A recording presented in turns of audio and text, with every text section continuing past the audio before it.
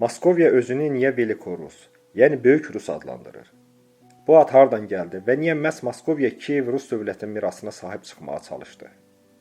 Bütün bunların arxasında sadəcə tarixi faktlar deyil, ustalıqla qurulmuş siyasi miflər, saxtalaşdırılmış nəsil ağacları və 3-cü Roma ideyası dayanır. Bu videoda Moskovyanın necə və niyə öz tarixini yenidən yazdığını, Kiyevə və Bizansa olan iddiaların hardan qaynaqlandığını və Velikorus anlayışının əsl mahiyyətini açacağıq. Tarix elmlər doktoru Güllü Yoloğlu Rusiya yaşayacaqmı kitabında yazır ki, niyə Moskovyadakılar özlərini Velikorus və ya Velikorus adlandırırlar? Bəlkə də bu vaxtilə Yuri Dolgorukinin Kiyev Rus dövlətindən gələrək bu ərazilərdə knyazlıq yaratması ilə bağlıdır. 3-cü Vasilin knyazlığı dövründə Moskovyada Moskva pravoslavlığının monarxı Filofeyin bu fikri şüara çevrildi. 2 Roma süqut etdi, 3-cü isə durur, 4-cü olmamalıdır. Bundan sonra özünü Velikorus adlandıran Moskva knyazlığı 3-cü və sonuncu Roma rolunu oynamağa başlayır.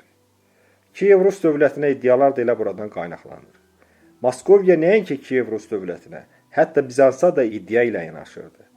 Rəvayətə görə Monomaxın papağı adı ilə məşhur olan həmin o papağını Kiyev knyazı Vladimir Monomaxa onun babası Bizans Bazileosu 4-cü Konstantin bağışlamışdı. Bu da güya Bizans hakimiyyətinin rəmzi olaraq Kiyev Rus dövlətinə vermək deməkdir. İlk Suzdal knyazının Vladimir Monomaxın kiçik oğlu olması və papağın da Moskovyada olması onu göstərir ki, Moskovya hökmdarları Kiyevə keçmiş Bizansın xələfləridir və onların taxtlarına haqları çatır. Rusların Konstantinopola, yəni İstanbula bu qədər can atmalarının səbəbi də budur. Yalan tarix, yalan vəsiyyətnamə sonralar öz işini gördü. Güya Vladimir Monomax Kiyev Rus dövlətini vərəsəlik hüququna görə Yuriyə verir və s. və ilaxır. Əslində Monomaxın papağı qızılla işlənmiş Buxara papağıdır. Özbək xan onu qardaşı İvan Kalitaya, yəni Kalta Kulxana bağışlamışdı. 1547-ci ildə kilsədə 4-cü İvan, yəni İvan Qrozno Moskva çarı titulu alanda, güya Konstantinopolda Moskvaya göndərilən qramatadakı 37 imzadan 35-i saxta imiş. Yəni əslində bu sənəd Konstantinopoldan gəlməmişdi. Onu ilə Moskvadaca imzalamışdılar. Beləcə, İvan Qrozno Bizans imperatorunun varisi olur. Ən böyük yalan isə 1-ci Pyotrun dövründə yaranır.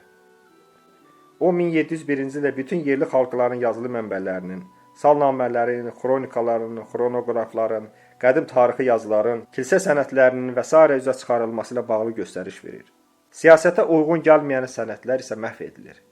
1716-cı ildə 1-ci Pyotr güya Kiyev və Moskva knyazlıqlarının birləşməsindən bəhs olunan Kingsberg salnaməsinin surətini çıxardır.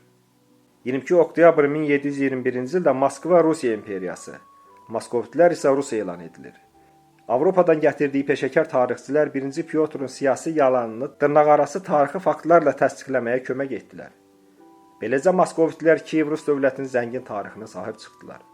Bu işi 2-ci Yekaterina da davam etdirdi.